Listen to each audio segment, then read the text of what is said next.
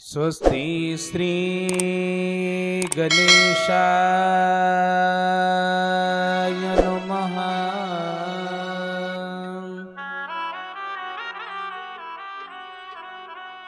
श्री सरस्वते नमः।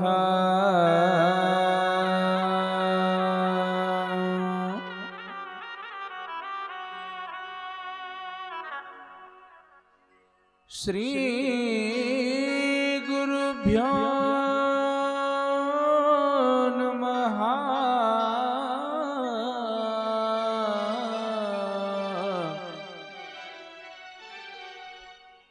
श्री माता पिता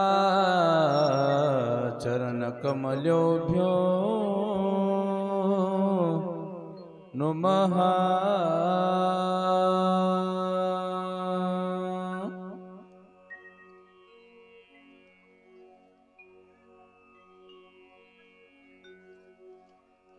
वक्रतुंड महाकाय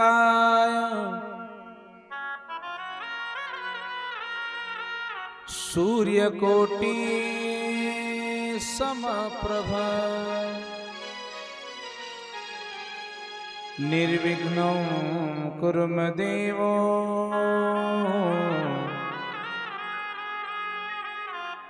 सर्वकार्येषु सर्वदा।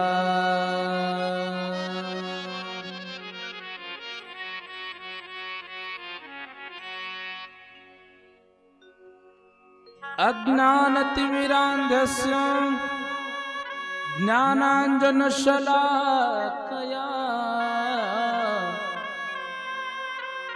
चक्षुरुन्मीलितं येन तस्मै श्री गुरुवे नमः।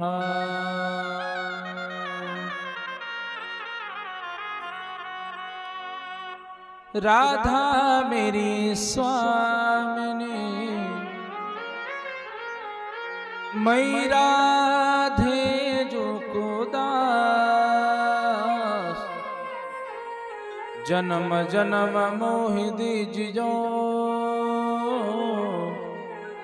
श्री वृंदावन को वास।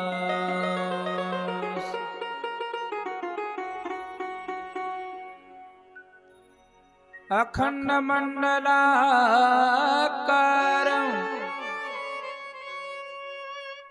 व्याप्तमेन चराचरं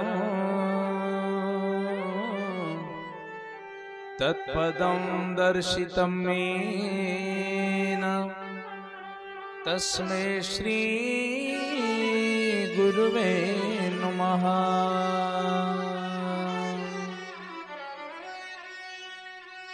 सरस्वती महाभागे विद्ये कमललोचनी विश्वरूपे विशालाक्षी विद्यां देहि नमोस्तुते।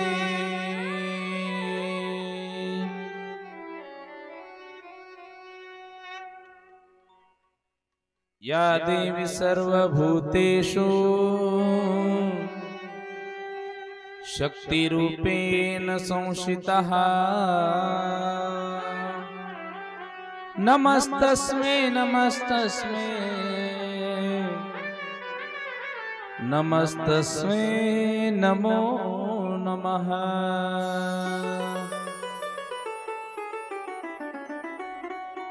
जय जय श्री राधा रमण जय जय नवल किशोर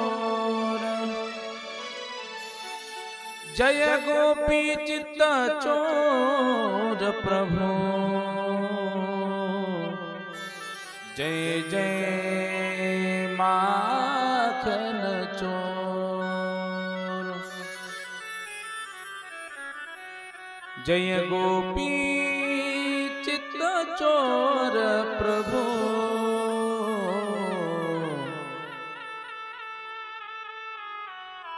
जय जय माखन चोर।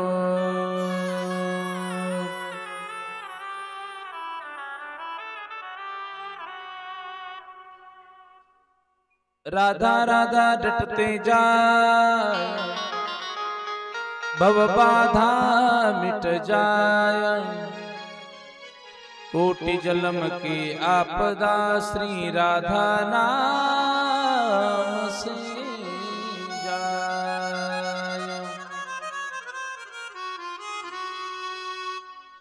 मंगल प्रसंग कृष्ण कन्याच्या या धर्म मंडपामध्ये उपस्थित असलेले प्रेमस्वरूप श्रोते मंडळी, सर्व माता वर्ग, सर्व पिता वर्ग, लहान थोर आबाल वृद्ध सर्वांना प्रेमाची विनंती।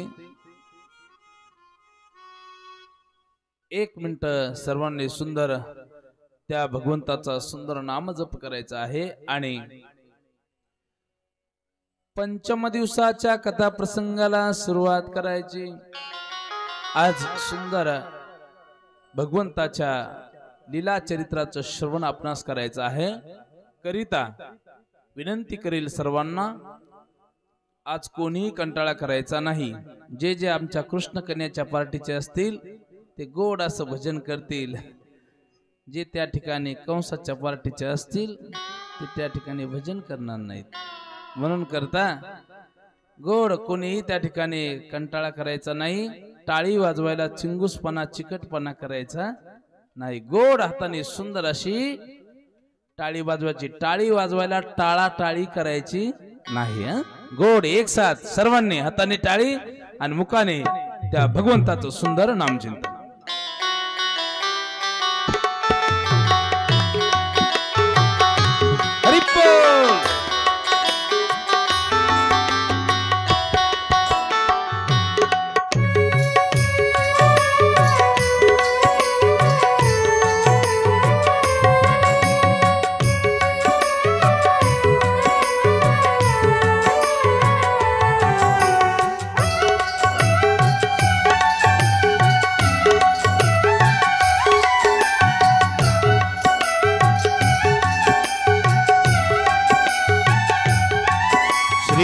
राधे राधे गोविंद गोविंद राधे राधे गोविंद गोविंद राधे श्री राधे राधे गोविंद गोविंद राधे राधे राधे गोविंद राधे